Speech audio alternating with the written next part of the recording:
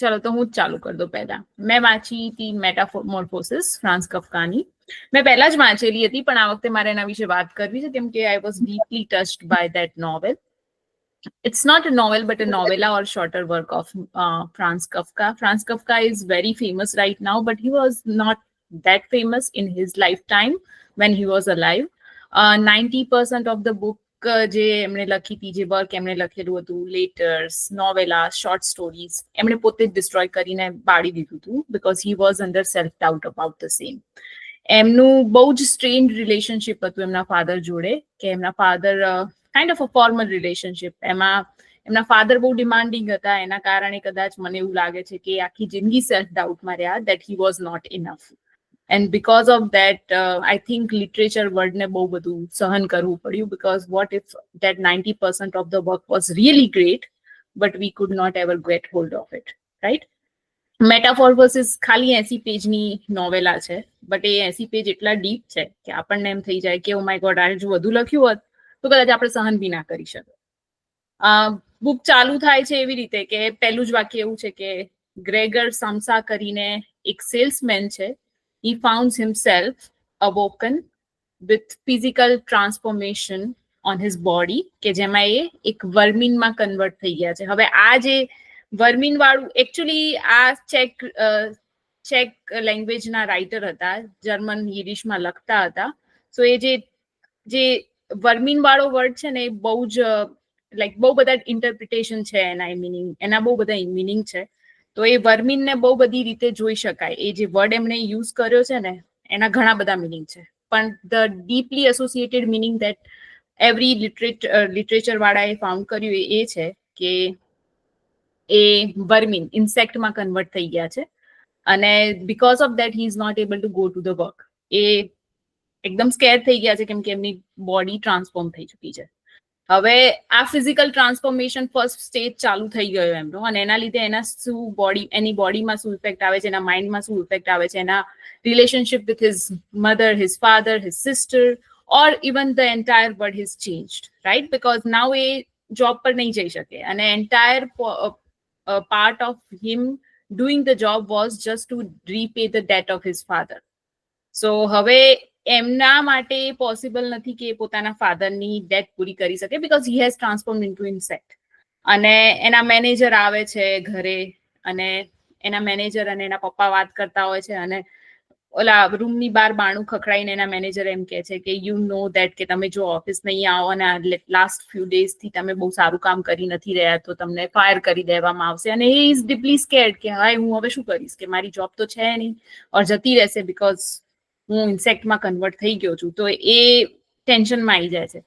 But જ્યારે બાણું ખુલે છે ને એના મેનેજર જોવે છે ને એને ભાગીને જતા રહે છે, that means he has lost his job. Now નવી રિયાલિટી એની લાઈફમાં આવી ગઈ છે કે he has become the insect.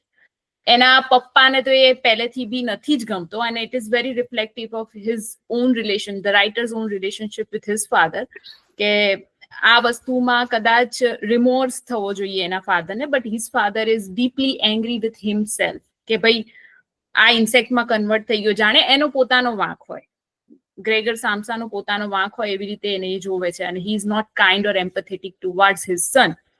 અને આ બધી સિચ્યુએશનમાં એની મમ્મી એનાથી ડરે છે, એના પપ્પા એનાથી ગુસ્સે છે. એની એક બેન છે ગ્રેટે કરીને, શી લવ્સ હિમ સો મચ, તો એના માટે ફૂડ લઈને આવે, એના માટે એ અકોમોડેશન કરે રૂમમાં, કે એ ગ્રેગરને સીલિંગ ઉપર ક્રોલ કરવું ગમે છે because of his new found body. તો એ ફર્નિચર રિમૂવ કરી દે છે, કે તો ગ્રેગરને એમ થાય છે કે okay she is with me, she loves me still, right? અને ગ્રેટેના મનમાં એવું છે કે મારો ભાઈ છે એ થોડા દિવસમાં સરખો થઈ જવાનો છે, એટલે she is doing this thing.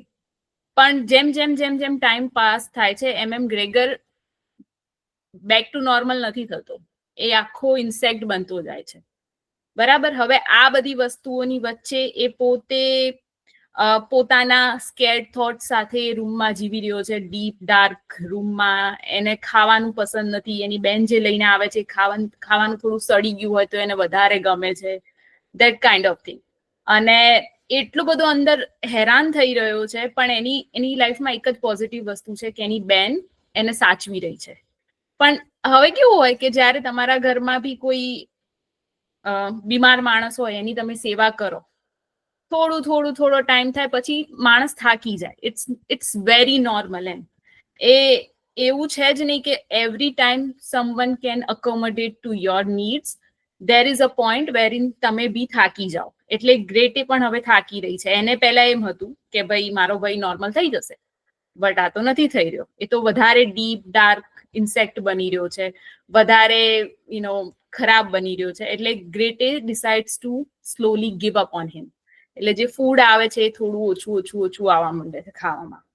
પછી એને એના રૂમમાં ફર્નિચર ગમતું નથી ગ્રેગરને, તો ગ્રેટે એના રૂમમાં ફર્નિચરનો ખડકલો કરી નાખે છે. અને એનું કારણ છે કેમ કે આ લોકોને હવે એમની લાઈફ નોર્મલી જીવવાની છે. પહેલા ગ્રેગર કમાતો હતો તો આ લોકોને એ બધું વિચારવું નતું પડતું.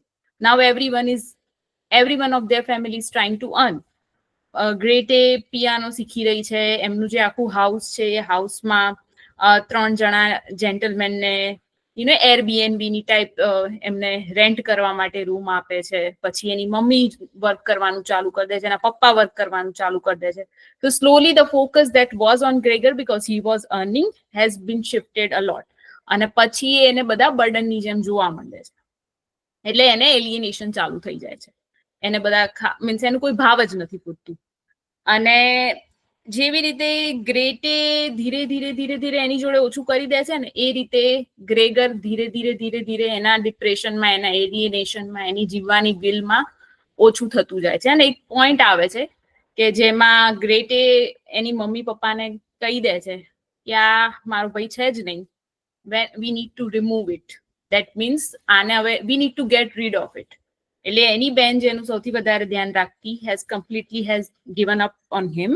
અને now she is kind of letting others know કે ભાઈ આને હવે રિમૂવ કરો આપણી લાઈફમાંથી, he is not of a purpose.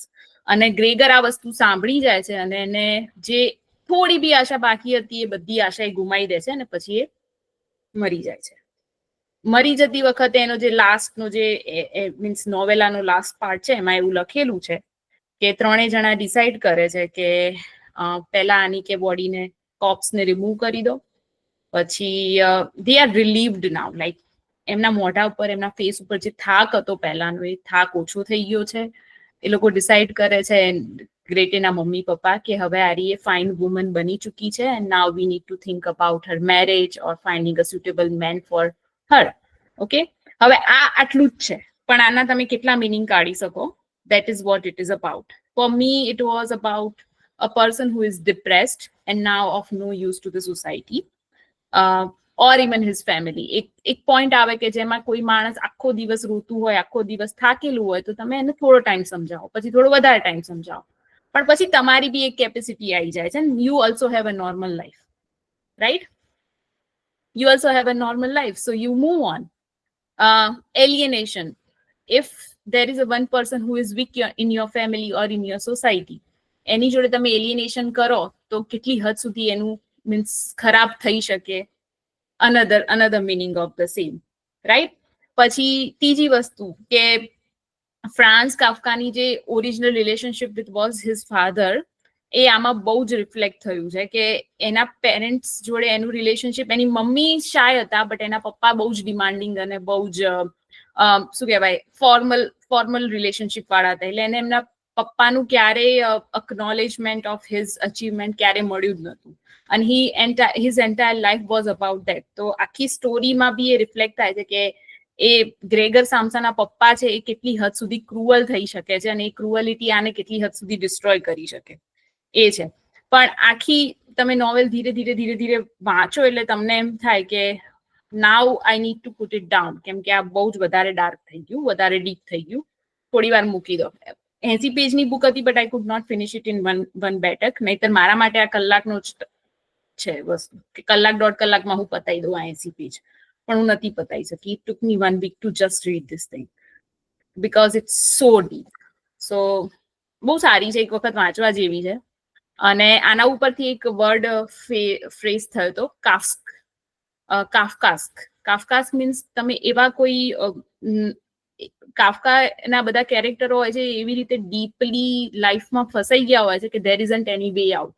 અને જો આવું થાય તો શું થઈ શકે. સો આ ટર્મ એના થ્રુ કોઈન થઈ હતી. અને and that's all about it કે ભાઈ અમુક વખતે તમને એવું લાગે કે there will be a hope, but this novel does not give a hope too. ક્યાંય આમાં હોપ છે જ નહીં. આમાં બસ ખાલી નો હોપ થિંગ જ છે.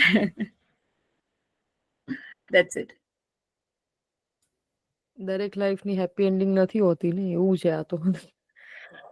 મને તો 2-3 વાર ગૂઝબમ્સ આવી ગયા. કેમ થયું હશે ને કોઈકને તો. નહીં, આ બરાબર છે, પણ આમ કોઈક તો હશે ને એવું જે ફસાયેલું, આમ પેલું દલદલ જેવું કે તમે આમ નીકળી ના શકો, અંદર ખૂંપાતા જ જાઓ. કોઈક તો હશે ને એવું આ દુનિયામાં. કેટલી તકલીફ No, પડી. I think if we look, I think there will be a lot of people around us also, right? આવી રીતે તમે જુઓ ને તો, અને Niti, as you said, right, કે you can take out n number of ways you can interpret this.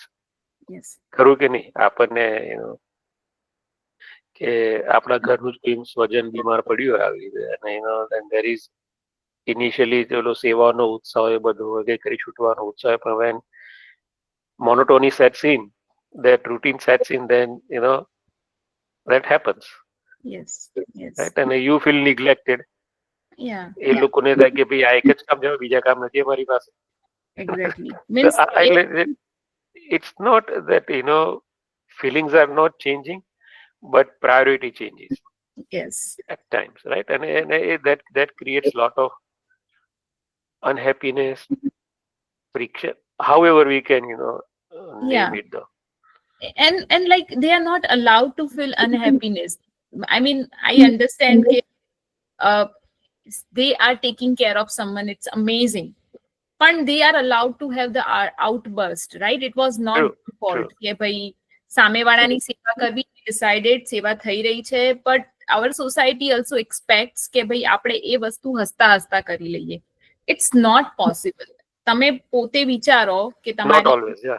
એક આખો True. પાર્ટ છે જે તમે સમર્પિત કરી રહ્યા છો એની સેવા માટે, તમારો ટાઈમ, તમારા એફર્ટ્સ, તમારી કરિયરનો પાર્ટ, તમારો self development Everything, part, everything. Right?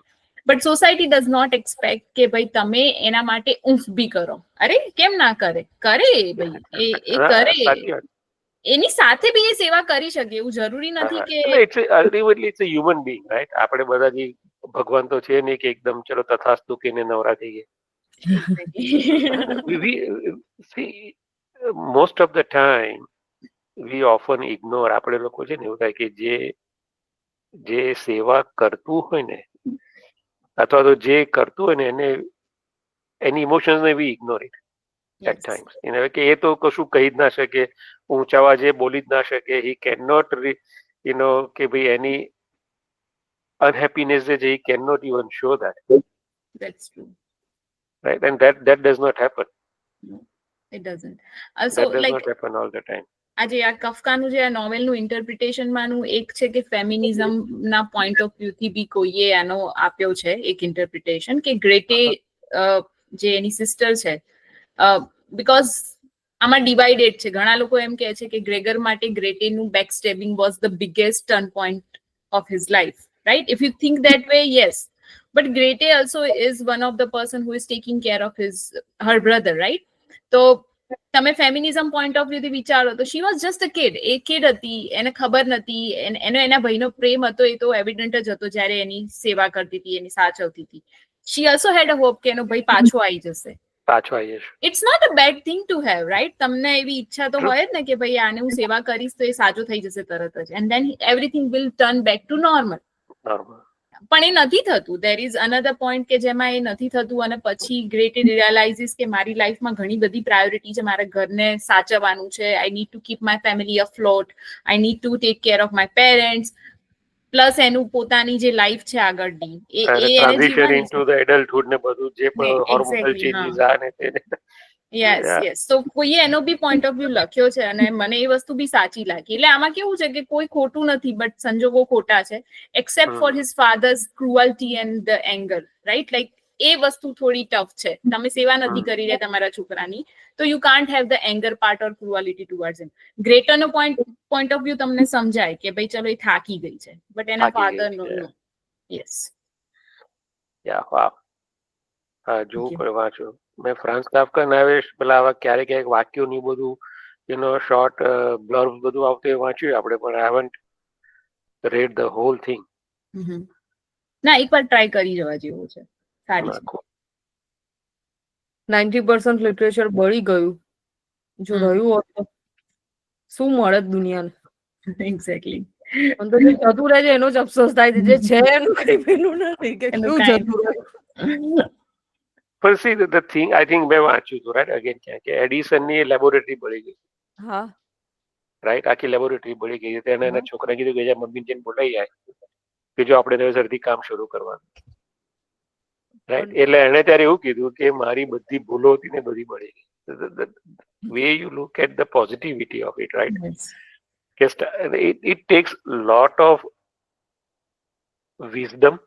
આઈ થિંક એમ તો એવું જ કહેવાય, રાઈટ, કે અન્ડરસ્ટેન્ડિંગ, અથવા તો થઈ ગયું એ થઈ ગયું, હવે શું, હવે શું. રાઈટ. આમાં મારા હાથમાં કશું હતું જ નહીં. I could not have done anything on this one. એટલે એ જે agreement to come to the terms ની જે વાત છે ને, એ ઇટ્સ વેરી ડિફિકલ્ટ. આપણા બધા માટે બોલવું બહુ સહેલું છે, પણ વેન યુ એક્સપિરિયન્સ ધેટ, એટલે આપણે બધું ભૂલી જઈએ કે અરે આ તો બધી વાતો છે, આમાં કશું નહીં, આપણી બધા ખબર પડે આપણે. ના ના, એ તો જેના ઉપર વીતી છે એને જ એને ખબર જ ખબર પડે, પડવાની. રાઈટ યાર.